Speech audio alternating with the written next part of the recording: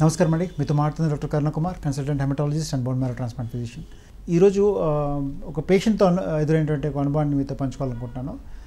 నా పేషెంట్ ఒకరండి, తనకి blood cancer ఉంది. ఆల్మోస్ట్ ట్రీట్మెంట్ అయిపోయి 2 నెలలు అయిపోయింది. తను మంచిగా ఉన్నారు. తర్వాత తను ఫాలోఅప్కి వచ్చినప్పుడు తను ఒక ప్రశ్న నిజంగా నా ఆశ్చర్యం గురి చేసింది. తను అడిగింది ఏంటంటే, డాక్టర్ వైఫ్ అండ్ హస్బెండ్ కలవచ్చా అనే ఒక ప్రశ్న అడిగినారు. సో ఇది అంటే తను గత 3 ఏళ్ళుగా ట్రీట్మెంట్ స్టార్ట్ అయినప్పటి నుంచి అయిపోయేంత వరకు కూడా ఇప్పటికీ తనకి స్ట్రాంగ్ అనుమానం ఏంటంటే ఏదైనా ప్రాబ్లం ఉంటుందేమో అనే ఆలోచనతోనే గడిపేసినట్టు కనపడింది అక్కడ. సో ఈ విషయం నాకు ఎందుకు ఒక ఆలోచన వచ్చింది. ఇది చాలామంది పేషెంట్స్, ఈ జబ్బులతో సఫర్ అయ్యే పేషెంట్స్కి ఇటువంటి ఆన్సర్స్ కూడా ఎక్కడ క్లియర్గా ఎవరు చెప్పింది లేదు. సో ఈ విషయాన్ని పెద్ద పంచుకుంటే చాలామందికి ఉపయోగపడుతుంది అనిపించింది. అందుకే ఈ విషయాన్ని ఈరోజు అడ్రస్ చేయాలనుకుంటున్నాను. ఇప్పుడు మనము బ్లడ్ క్యాన్సర్ పేషెంట్స్ తీసుకున్నప్పుడు ఎప్పుడైతే బ్లడ్ క్యాన్సర్ అనేది మనకి డయాగ్నోసిస్ మన ఫ్యామిలీలో తెలుస్తుందో అది ఒక పెద్ద షాకింగ్ న్యూస్ లాగా ఉంటుంది. ఇమ్మీడియట్గా కొన్ని రోజుల వరకు ఎవరికి ఏం అర్థం కాదు, ఏం జరుగుతుంది, ఎట్లా పోవాలనేది. ఒకసారి ఆ ట్రీట్మెంట్ గురించి అర్థమైన తర్వాత ఆ జబ్బు ఏంది, ఎంత సక్సెస్ అవుతుంది, ఆ పేషెంట్ కండిషన్ బట్టి స్లోగా అడ్జస్ట్ అవ్వడం జరుగుతుంది. పేషెంట్కి, వాళ్ళ ఫ్యామిలీకి ఆ డిసీజ్ గురించిన ట్రీట్మెంట్ ఇవన్నీ ఒక అవగాహన రావడానికి, వాళ్ళు సర్దుకోవడానికి, వాళ్ళు నార్మల్ స్టేట్కి రావడానికి అట్లీస్ట్ దగ్గర 2 వారాల నుంచి 1 మంత్ వరకు టైం పడుతుంది. దీంట్లో డాక్టర్స్ పాత్ర, తర్వాత వాళ్ళ కౌన్సిలింగ్ పాత్ర అనేది చాలా ముఖ్య పాత్ర పోషిస్తుంది. సో ఈ ప్రాసెస్లో మ్యారేజ్ అయిన వాళ్ళ గురించి మాట్లాడినప్పుడు వైఫ్ అండ్ హస్బెండ్ రిలేషన్షిప్లో సెక్షువల్ లైఫ్ అనేది చాలా ఇంపార్టెంట్గా ఉంటుంది కదా. సో ఈ టైంలో ఈ పర్టికులర్ ఆస్పెక్ట్గా ఎట్లా డీల్ చేయాలి, ఎట్లా ఉంటుందని మాట్లాడినప్పుడు ఇక్కడ మనం 3 సపరేట్ విషయాల్ని గమనించాలి. ఒకటి, కీమోథెరపీ ఇవ్వకముందు, కీమోథెరపీ జరిగే టైంలో, ట్రీట్మెంట్ అయిపోయిన తర్వాత ఎట్లా వస్తుంది అనేది గమనించాలి. కీమోథెరపీకి ఇవ్వకముందు జనరల్గా అడ్జస్ట్మెంట్ ఫేజ్లో ఉంటారు కాబట్టి యూజువల్గా వాళ్ళకి సెక్స్ డ్రైవ్ అనేది చాలా తగ్గిపోతుంది. యూజువల్గా సెక్షువల్ లైఫ్లో పార్టిసిపేట్ చేయాలని ఇంట్రెస్ట్ తక్కువ ఉంటుంది కాబట్టి అప్పుడు జనరల్గా ఎవరు దాని గురించి ఎక్కువ ఆలోచించరు. ఒకసారి ట్రీట్మెంట్కి జబ్బుని అండర్స్టాండ్ చేసుకొని ట్రీట్మెంట్ స్టార్ట్ అయిన తర్వాత ఇక్కడ పర్టికులర్గా ఎటువంటి ప్రికాషన్స్ తీసుకోవాలని గమనించినప్పుడు, కీమోథెరపీ నడిచేటప్పుడు, ట్రీట్మెంట్ జరిగేటప్పుడు సెక్షువల్ లైఫ్ పార్టిసిపేట్ చేయాలి అంటే కొన్ని ప్రికాషన్స్ ఇంపార్టెంట్. ఇక్కడ ప్లేట్లెట్ కౌంట్ అట్లీస్ట్ 50,000 ఉన్నట్టు చూసుకోవాలి. 50,000 కంటే తక్కువ ఉన్నప్పుడు సెక్షువల్ లైఫ్ పార్టిసిపేట్ చేసేటప్పుడు బ్లీడింగ్ అయ్యే ఛాన్స్ ఉంటుంది కాబట్టి అక్కడ కొద్దిగా జాగ్రత్తగా ఉండాల్సి వస్తుంది.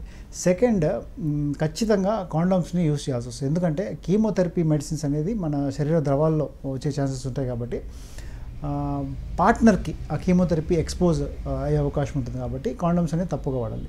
అగైన్ చెప్పాల్సిన అవసరం లేదు, ప్రెగ్నెన్సీ కాంట్రసెప్షన్ అనేది కాండమ్ ఖచ్చితంగా యూజ్ అవుతుంది. ఈ ప్రెగ్నెన్సీ అవాయిడ్ చేయాలనే మైండ్ సెట్ కూడా ఆ టైంలో ఇంపార్టెంట్ అని గుర్తించాలి. ఇక్కడ ఇంకోటి ఏంటంటే, సెక్షువల్ యాక్ట్ టైంలో జెంటిల్గా ఉండడం అనేది చాలా ఇంపార్టెంట్. ఎందుకంటే ప్రైవేట్ పార్ట్స్ పైన స్కిన్ కానీ కట్ అయిందంటే, మ్యూకోజా ఏమన్నా మనకి బ్రేక్ అయిందంటే ఇన్ఫెక్షన్స్ వచ్చే ఛాన్సెస్ ఎక్కువ ఉంటాయి.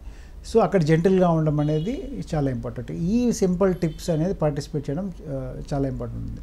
సో కీమోథెరపీ అయిపోయిన తర్వాత పేషెంట్ రికవర్ అయ్యేటప్పుడు జనరల్గా ఏంటంటే వాళ్ళ సెక్షువల్ డ్రైవ్ కానీ పెరగడం జరుగుతుంది. నార్మల్ లైఫ్కి రావడం స్లోగా జరుగుతుంది కాబట్టి ఆ పర్టికులర్ పాయింట్ ఆఫ్ టైంలో స్పెషల్గా జాగ్రత్తలు ఏముండవు కానీ బట్ స్టిల్ అక్కడ జెంటిల్గా ఉండమని ఇంపార్టెంట్. ఎందుకంటే స్కిన్ బట్ స్టిల్ ఫ్రెజైల్గా ఉండే ఛాన్సెస్ ఉంటాయి. కొద్దిగా ఇన్ఫెక్షన్ రిస్క్ కొద్దిగా ఎక్కువ ఉంటుంది కాబట్టి స్కిన్ బ్రేక్ అవ్వకుండా చూసుకోవాలనేది చాలా ఇంపార్టెంట్.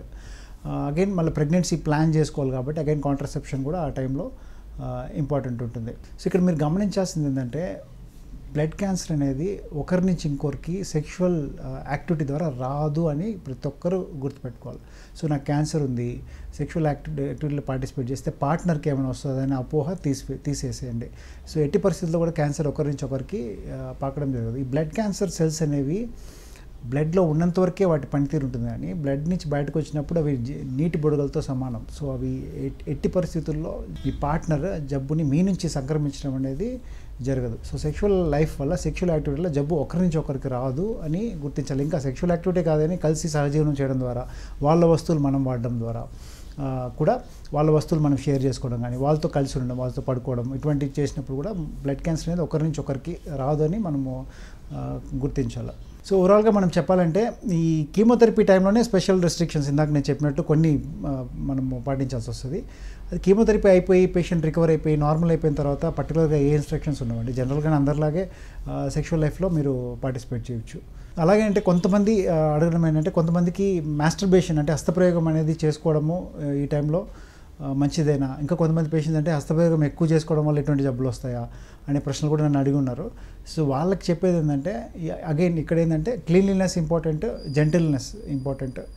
స్కిన్ ఇన్ఫెక్షన్ అవ్వకుండా చూసుకోండి, స్కిన్ కట్ కాకుండా చూసుకోవాలి తప్పిస్తే ఈ హస్తప్రయోగం అనేది, మాస్టర్బేషన్ అనేది హానికరం కాదని చెప్పాలి.